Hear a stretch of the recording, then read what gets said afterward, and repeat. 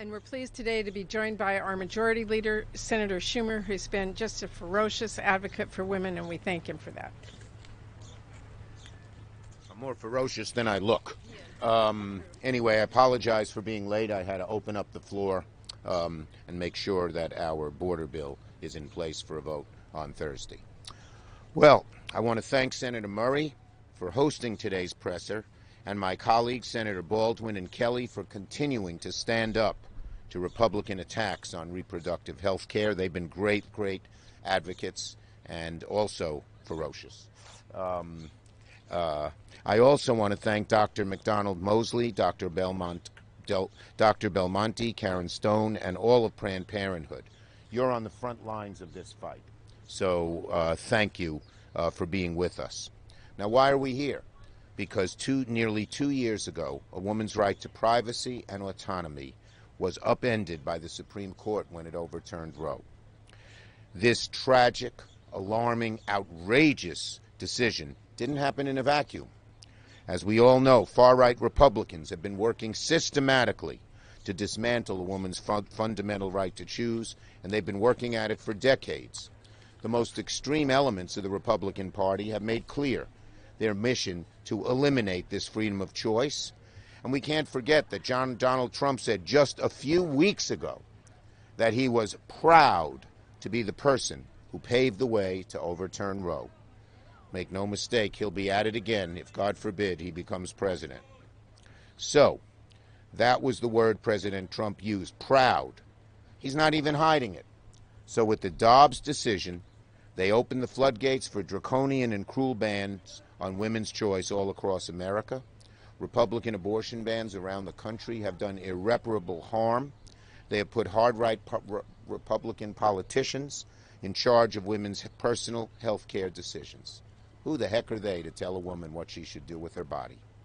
And they've thrown our nation's health care providers into chaos, forcing providers to leave their states, to shut down their practices, limiting providers' ability to provide evidence-based care and making them turn away patients in distress. Young doctors are now deciding where to train, and for the second year there's a stark decrease in providers choosing programs in states with abortion bans. We hear these stories all the time. I just heard last week about a young doctor who left his home state of Oklahoma to come to New York to begin his OB/GYN presence at our state university system. Now in New York, we passed shield laws that provide legal protections for New York doctors to prescribe and send abortion bills to patients in states that have outlawed abortion. And this isn't just OB/GYNs. It's all kinds of providers, people who can't imagine starting or growing their families in states where necessary health care options are, simply put, criminalized. It's cruel. It's utter chaos for patients and doctors. It goes against the very idea of do no harm.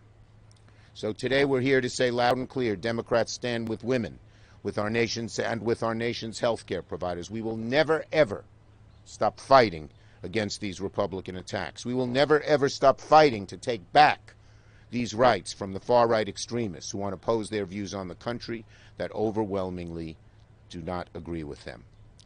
Democrats cannot and will not simply accept a new status quo. When the MAGA Supreme Court signaled the end of Roe and declared there was no constitutional right to an abortion, it meant our children will grow up in a world with fewer liberties than previous generations. The effect was instantaneous and devastating. 1 in 3 women in America lost access to abortion.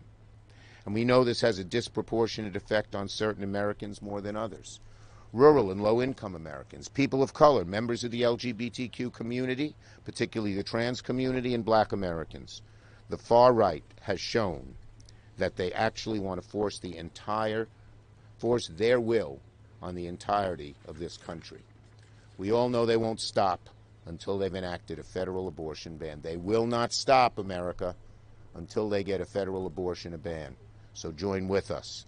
The American people have told us time and time again they reject this MAGA agenda. They have voted against it at the ballot box in midterms, marched in support of it, in support for access by the thousands. They've rallied time and time again in support of access to abortion as more cases wind their way through the courts.